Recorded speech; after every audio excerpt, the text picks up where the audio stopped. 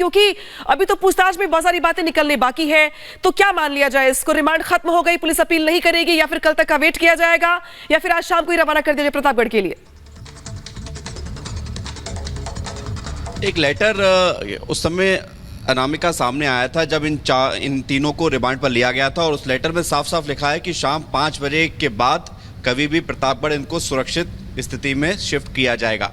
अभी अगर पुलिस की ज़रूरत पड़ती है इस पूछताछ में रिमांड को लेकर तो आगे पुलिस पूरी कार्रवाई कर सकती है, लेकिन अभी इसकी संभावना प्रबल ये है कि वापस से इन तीनों आरोपियों को प्रतापगढ़ जेल शिफ्ट किया जाए। और वहाँ पर भी सुरक्षा कड़ी इसलिए की गई है क्योंकि इन तीनों जो आरोपी जो हमलावर हैं अतीक और अशरफ के, इन पर जो है खतरा है, इसलिए इन तीनों को अलग अलग सेल में रखा जाएगा। वहाँ पर सुरक्षा व्यवस्था कड़ी की गई है। प्रतापगढ़ इनको शाम तक लाया जाएगा और आज शाम 5 बजे तक का रिमांड का वक्त है। चूंकि तो जो सवाल इनको जो जांच कर रही है टीम, उसको अगर पूछने होंगे या पूछे गए होंगे उसको वेरीफाई कर सकती है, और अगर जरूरत पड़ती है, क्योंकि अभी ये 14 दिनों की जो है इनको जेल में भेजा गया, रिमांड खत्म होने के पहले इन्हें कहीं ना कहीं प्रतापगढ़ जिला जेल में शिफ्ट किया जाएगा। मोनिका, अगर हम पुलिस लाइन की बात करते हैं तो क्या वहां पर इस तरीके की चीजें देखी जा रही है कि किसी भी वक्त पुलिस रिमांड जो खत्म होने के बाद इन्हें प्रतापगढ़ जिला जेल के लिए शिफ्ट किया जा सकता है? वहां किस तरीके की हलचल है?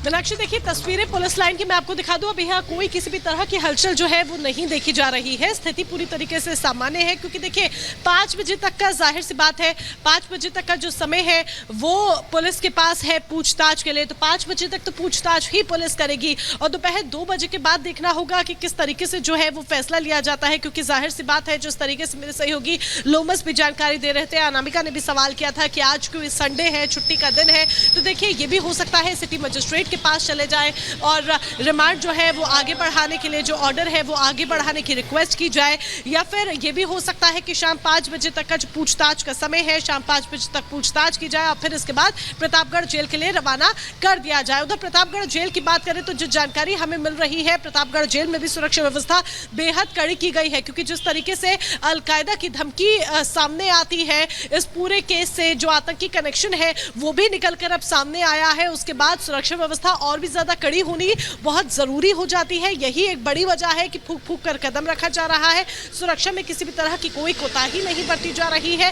हर जगह पुलिस बल की तैनाती। बिल्कुल मोनिका, और किसी भी तरीके की कोताही अब पुलिस बरतना नहीं चाहती। इस बीच एक और बड़ी खबर आ रही है, जहां माफिया अतीक अहमद के गुर्गों से कुछ दिन पहले पुलिस ने कुछ हथियार बरामद किए थे, जिनकी तस्वीरें अब सामने आई हैं। पुलिस ने एक राइफल, एक विदेशी पिस्टल के साथ कारतूस भी बरामद किए थे, जिसकी तस्वीरें अब जाकर के निकलकर के सामने आई है। देखिए पूरे प्रयागराज को किस तरीके से अनामिका यहाँ छावनी में तब्दील किया गया था कि चप्पे चप्पे पर पुलिस की कई टीमें मौजूद थी, जो हर तरीके से ये प्रयास कर रही थी कि कोई भी सुराग यहाँ छूट ना जाए।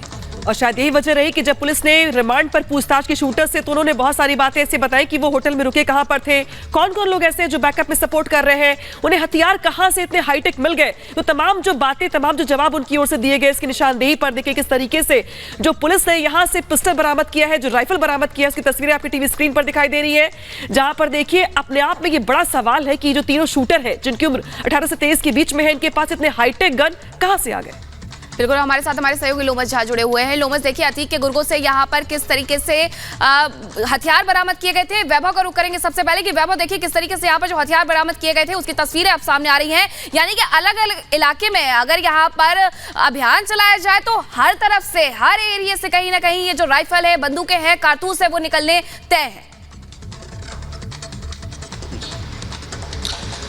मीनाक्षी, बिल्कुल, क्योंकि 44 साल का ये काला साम्राज्य है जिसका हम जिक्र लगातार कर रहे हैं।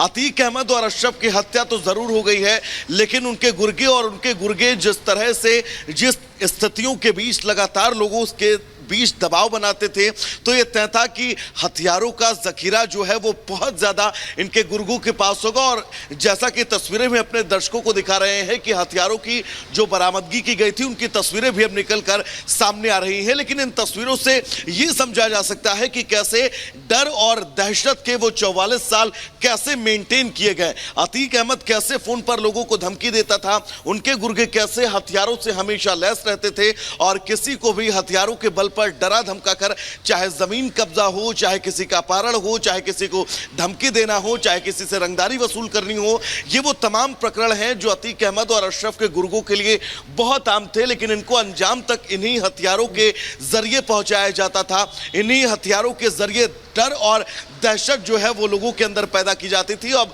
एक एक पिक्चर जो है वो इन हथियारों को लेकर बिल्कुल साफ हो रही है कि कैसे अतीक अहमद अपने साम्राज्य को मेंटेन करता था और उनके गुर्गे कैसे किन लेटेस्ट हथियारों का इस्तेमाल करते थे लोगों से रंगदारी वसूल करने में, लोगों के अपहरण में, लोगों बिल्कुल वैभव, और देखिए जिस तरीके से बता रहे